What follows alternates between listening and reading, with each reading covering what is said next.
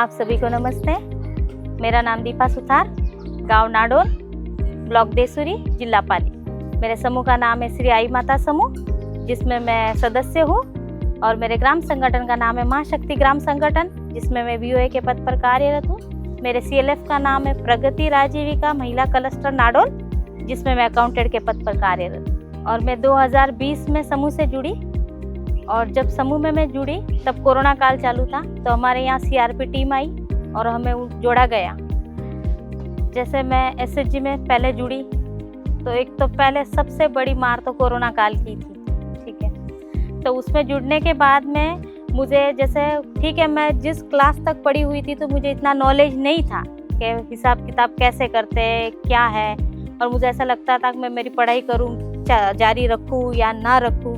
पहले ऐसे होता था कि जैसे आप जिस मतलब समाज में जी रहे हो, उस समाज में हमेशा बेटियों को कम पढ़ाया जाता था। ये प्रावधान स्टार्टिंग से रहा है। अभी इसमें मतलब चेंजेस हो रहे हैं कि भाई आपको है ना कि हाँ, आपको आगे अभी पढ़ना चाहिए, लेकिन उस ज़माने में वो वहीं तक पढ़ाते थे। फिर उसके बाद में जैसे ही मैं ससुराल आई तो मुझे ऐसे लगने लगा कि पापा इनका फर्नीचर का काम है, तो उसके हिसाब से उतनी आमदनी होती थी, उतने में ही घर चलाना है, उतने में ही रखना है सब। तो मैं मेरे जो भी खर्चे थे और सब चीज़ों को समेट के चलती थी। और कोई भी आता था तो घूंघट वाली प्रथा तो पहले थी और अभी भी है महिलाओं के साथ में। तो उनको जैसे बाहर निकलते वक्त उन्हें ऐसा लगता है कि मैं किसी से बात करूँगी या मुझे कुछ पैसे खर्च करने हैं या कहीं कुछ चीज़ लानी है, तो उसमें हमेशा परेशानी फिक्स रहती थी। तो अपने मतलब खुद के मन से कुछ नहीं कर सकते थे।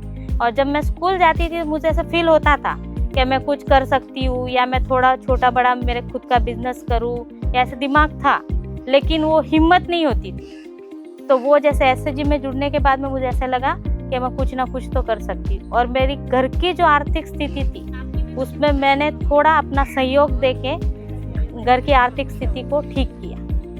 राजीविका में जुड़ने से पहले मैं खुद भी जैसे घर से बाहर निकलती नहीं थी और मैं किसी को पहचानती नहीं थी। मेरी खुद की तो कुछ पहचान थी नहीं। मुझे हमेशा बाबा ये इनकी वाइफ है, इसी तरीके से संबोधित किया जाता था और मैं भी घूंघट डाल के ही घूमती थी। एसएचजी में जुड़ने के बाद में मैं महिलाओं से बातचीत करने लग गई। अब मुझे ऐसा कभी कभी लगता है कि मुझे महिलाएं ज़्यादा पहचानती हैं।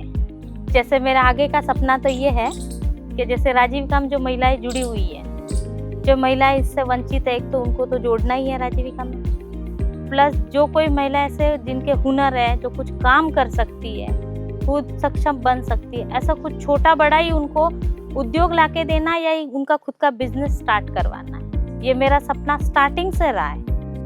ठीक है कि ये मैं खुद के लिए कर रही हूँ कि हाँ, मैंने अकाउंटेंट पद ले लिया, बैंक मित्रा ले लिया, लेकिन मेरा सपना है कि जब मैं इसको छोड़ के जाऊँ तब एक ऐसी कंपनी खड़ी करके जाऊँ कि 40 से 50 महिलाएं वहाँ से कमा के खा रही है और वो याद रखे कि हाँ, इन्होंने मुझे ये बिजनेस देके गए। मेरा ये स्टार्टिंग से सपना है। अगर राजीविका नहीं होता तो जैसे जो पहले जो घर गृहस्थी चल रही थी उसी तरीके से चलती और मुझे एक प्लेटफॉर्म मिलता ही नहीं, क्योंकि मैं खुद घर के बाहर निकलती नहीं तो मुझे प्लेटफॉर्म मिलता ही नहीं। और हाँ ठीक है, मैं फिर ये सोचती कि मैं मेरी जो एक लड़की है उसके मतलब उसको सपना मेरा पूरा करवाऊँ कि हाँ बेटा आप पढ़ो।